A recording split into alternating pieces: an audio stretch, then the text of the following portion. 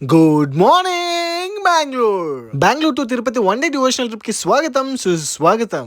Video నచ్చితే save చేసి పెట్టుకోండి, లేదంటే స్కిప్ చేసి పెట్టుకోండి, కానీ లైక్ చేయడం మాత్రం మర్చిపోకండి. నా జర్నీకి ఎయిర్పురం నుంచి మొదలు పెట్టాను. బెంగళూరు నుంచి తిరుపతి మీదుగా ప్రయాణించే వాళ్ళు అది విజయవాడ, అందమైన గోదావరి, మర్యాదకి ఎటకారానికి పెట్టింది పేరైన రాజమండ్రి, సామర్లకోట, దువ్వాడ, విశాఖపట్నం వెళ్లే వాళ్ళు ట్రైన్ లోంచి తిరుమలను చూసి దండం పెట్టుకుని వెళ్తే బాగుంది అనుకుంటారు, కానీ మీకు టైం ఉండదు, టికెట్లు ఉండవు. కానీ ఇలా చేస్తే మీరు తిరుమల వెళ్ళకపోయినా తిరుపతి వెళ్ళమని ఒక సాటిస్ఫాక్షన్ అయినా క్యారీ చేస్తారు. ముందుగా బెంగళూరు నుంచి తిరుపతికి ఒక టికెట్ బుక్ చేసుకో. రిజర్వేషన్ లేకపోతే జనరల్ టికెట్ 135 రూపీస్ పడుతుంది. Saturday Narasapur Seshadri preference, Sunday Seshadri పలుకుల కేసరి బండి ఉంటుంది. Option is yours. Tirupati railway station నుంచి కపిల్ తీర్థానికి ర్యాపిడో 40 రూపీస్ అయింది. మాటల్లో ఉన్న బ్రో మంచి ఫ్రెండ్ అయిపోయాడు. నేను వీడియోలు తీయడం చూసి నేను చెప్పకుండానే అడిగి మరీ ఫాలో చేశాడు.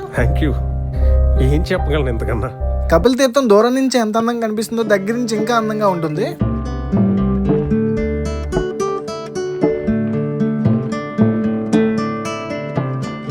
వర్షం వస్తే వాటర్ ఫాల్స్ వస్తుంది, అక్కడ చూడడానికి ఇంకా అందంగా ఉంటుంది. అక్కడ నుంచి వెళ్దామన్నా వెళ్ళాలనిపించదు. వర్షం పడితే బాగుండి అనుకునే లోగా వర్షం పడింది.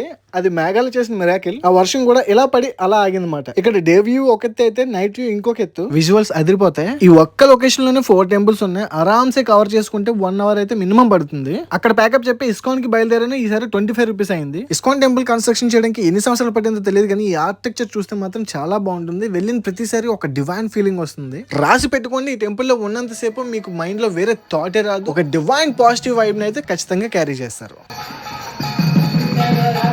ఇక్కడ ప్రసాదం చాలా బాగుంటుంది. నేనైతే 2 సార్లు టేస్ట్ చేశాను. అక్కడ నుంచి గోవిందరాజ స్వామి టెంపుల్ కి బయలుదేరాను. ఈసారి 25 రూపీస్ చార్జ్ చేశారు. గోపురం విజువల్స్ అయితే చాలా బాగా అనిపించింది. ముఖ్యంగా గోపురం పైన ఉండే లైటింగ్ అయితే ఇంకా అట్రాక్టివ్ గా అనిపించింది. ఇక్కడ సాటర్డే సండే అయితే రష్ ఎక్కువ ఉంటుంది. దర్శనం అవ్వాలంటే మినిమం గంటన్నర అయితే ఖచ్చితంగా పడుతుంది. నాకు దొరికిన ఈ 4 అవర్స్ టైంలో ఈ 3 టెంపుల్స్ అయితే నేను కవర్ చేశాను. మీకు టైం కుదిరితే శ్రీ పద్మావతి అమ్మవారి టెంపుల్ కూడా కవర్ చేయండి. దర్శనం అవగా నా ట్రైన్ కి ఇంకా 20 మినిట్స్ ఉంది. సో అక్కడ నుంచి నేను ర్యాపిడో బుక్ చేశాను. ఈసారి 22 రూపీస్ చార్జ్ చేశారు. ఈ టెంపుల్స్ అన్ని ఎక్స్ప్లోర్ చేయడానికి నాకు 112 రూపాయలు అయితే అయింది. తిరుపతి నుంచి వైజాగ్ నేనైతే ఏసీ డబుల్ డెక్కర్ బుక్ చేశాను. నాకైతే 940 రూపీస్ పడింది. ఈ ట్రైన్ సజెస్ట్ చేయాలంటే నేను ఆలోచిస్తాను, ఎందుకంటే ట్రైన్ లో ఏసీ అయితే ఉంటుంది, కానీ సిట్టింగ్ కంఫర్ట్ అయితే పెద్దగా ఉండదు. జర్నీ మొత్తం 12 అవర్స్ ఉంటుంది. 12 అవర్స్ మొత్తం కూర్చొని ఉండాలి. సీట్స్ కూడా స్ట్రెచ్ అవ్వవు. మీకు స్లీప్ అయితే ఖచ్చితంగా ఇబ్బంది అవుతుంది. కాంట్ బట్ సిచువేషన్ లో ఈ ట్రైన్ అయితే బుక్ చేసుకోవచ్చు. ఆల్టర్నేట్ ట్రైన్స్ చాలానే ఉన్నాయి. తత్కాల్లో బుక్ అయ్యే ఛాన్సెస్ కూడా ఉన్నాయి. ఈ ట్రైన్ అయితే 1 డే ముందు కూడా చాలా ఈజీగానే బుక్ అయిపోతుంది. ముఖ్యమైన విషయం ఏంటంటే ఫుడ్ మీరు బయట నుంచి తెచ్చుకుంటే బెటర్, ఎందుకంటే ప్యాంట్రీ నుంచి ఫుడ్ వచ్చే ఛాన్సెస్ చాలా తక్కువ ఉంటాయి. ట్రైన్ ఎగ్జాక్ట్ గా 9:50 తీసేస్తాడు. ఒక్క నిమిషం అటు ఇటు లేకుండా. రాత్రి నా పరిస్థితి చూసి నాకే నవ్వొచ్చింది. ఈ ట్రైన్ లో ఏసీ ఉంటుంది కానీ బ్లాంకెట్స్ ఉండవు. ముసుగు దొంగల్లాగా మన దుప్పట్లు మనమే కప్పుకొని పడుకోవాలి.